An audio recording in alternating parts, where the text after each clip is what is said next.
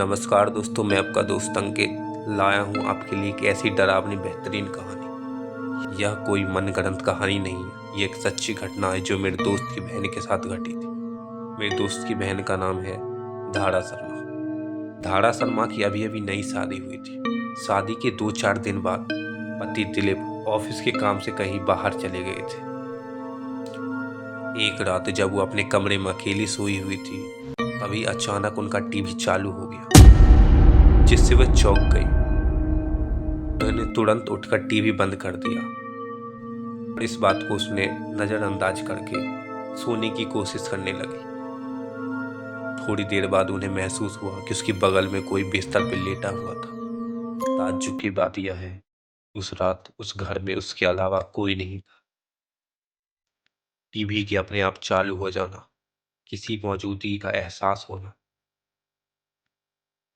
घर में अकेली लेटी महिला को डरा देने के लिए यह काफी था।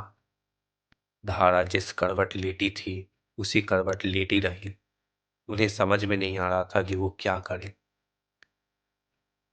खुद को समझाने के लिए उन्होंने सोचा कि शायद यह उनका मन का भ्रम है, लेकिन थोड़ी देर बाद उन्हें फिर से वह ये अनुभव हुआ जैसे बिस्तर का गद्दा दब रहा हो और बगल में लेटकर कोई करवट बदल रहा हो। इस एहसास से धारा के रोंगटे खड़े हो गए। वे समझ नहीं पा रही थी कि यह सब क्या हो रहा है। बहुत हिम्मत जुटाकर वे बिस्तर से उठी और पीछे पलट कर देखा। वहां कोई नहीं था, लेकिन जब उसकी नजर गद्दे पे पड़ी तो धारा का दिल दहल गया। गद्दा नीचे की ओर दबा हुआ था और ऐसा दिख रहा था जैसे उस पर कोई इंसान लेटा हुआ हो। वे चिल्लाना चाहती थी, चीखना चाहती थी, लेकिन खौफ का और डर के मारे उसकी हलक से आवाज नहीं निकल रही थी। दिल की धड़कनें तेज चल रही थी। घबराहट में धारा ने तकिया उठाकर उसी जगह फेंक दिया जहां गद्दा दबा हुआ था। ऐसा करते ही बिजली की तेजी से गद्दा ऊपर आकर ठीक हो गया और धारा को एहसास हुआ कि वहां से कोई परछाई तेजी से उठ खड़ी हुई। इसके बाद करीब 30 मिनट तक कोई हलचल नहीं हुई। सब जगह सन्नाटा छा गया। तब धारा ने थोड़ी बहुत हिम्मत बांधी। उसके पास रखा मोबाइल अचानक बजने लग गया। उसने घबराते हुए फोन उठाया तो फोन उसके सासू माँ का था।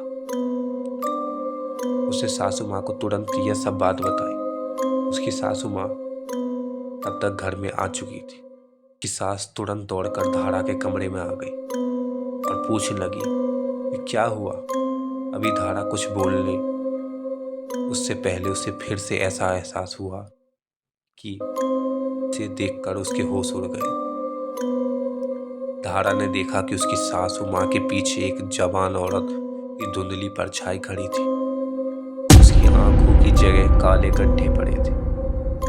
उसका कद करीब कमरे के छत इतना ऊंचा हुआ। यह भयानक नजारा देखकर धारा बेहोश हो गई। उसी रात उन्हें अस्पताल में दाखिला कराना पड़ा। डॉक्टर ने कहा डर के मारे इन्हें लो ब्लड प्रेशर की शिकायत हो चुकी है।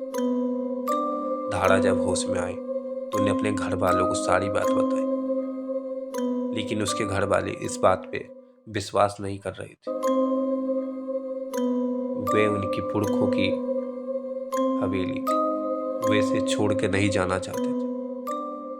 धारा ने उस घर में जाने से मना कर दिया और आज भी वह अपने मायके में अपने माता पिता के साथ रहती है। क्या था इस भूतिया घटना के पीछे का कारण? धारा के पति दिलीप को पहले ही एक शादी हो चुकी थी। इसके ऊपर दहेज का लालच में अपनी पत्नी को जहर देकर मारने का मुकदमा चल रहा था। बदनामी के कारण दिलीप अपनी मां के साथ एक नए घर में आकर रहने लगा, जबकि उसके पिता अभी भी पुराने घर की देखभाल कर रहे थे। धारा के परिवार वाले ने शादी से पहले यह बात पता नहीं थी, लेकिन इस भूतिया घटना के बाद जब धारा ने दिलीप ने अपने पत्नी के सामने राज खोल दिया, हालांकि उसका कहना था कि उसने पत्नी को जहर नहीं दिया था, बल्कि उसने खुद ही जहर खा लिया था। अदालत में अभी भी यह मामला लटका हुआ है। दोस्तों, आपको कैसी लगी ये कहानी कमेंट में ज़रूर बताएं, और आप नई नई कहानियाँ हमें भेज सकते हैं ताकि हम उस पर और नई नई वीडियो बनाकर आपके साथ साझा कर सकें।